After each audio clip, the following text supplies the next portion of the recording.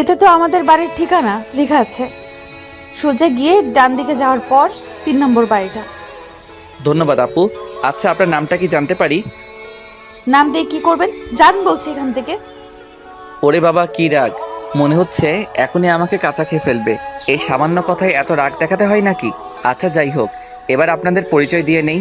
আমার নাম আরিয়ান আরমান। গ্রাম থেকে শহরে এসেছি লেখাপড়া করার জন্য। আমি এবার ইন্টার সেকেন্ড ইয়ারে। এখানে বাবার এক বন্ধুর বাড়িতে থাকবো। ওনারা নাকি খুব বড় লোক। পরিবার বলতে আছে মা বাবা আর ছোট একটা পিচ্চি বোন। আপনাদের সাথে সাথে কথা বলতে বলতে বাড়ির সামনে চলে আসলাম।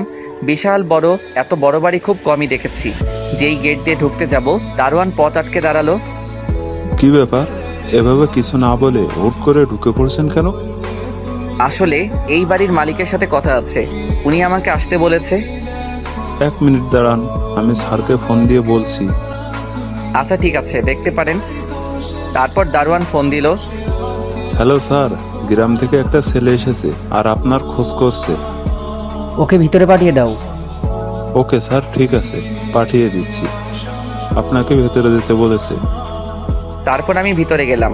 দরজা দিয়ে ভিতরে ঢুকতেই দেখি একটা লোক ভিতরে বসে পত্রিকা পড়ছে। আমাকে দেখেই দাঁড়ালো। আসসালামু আলাইকুম।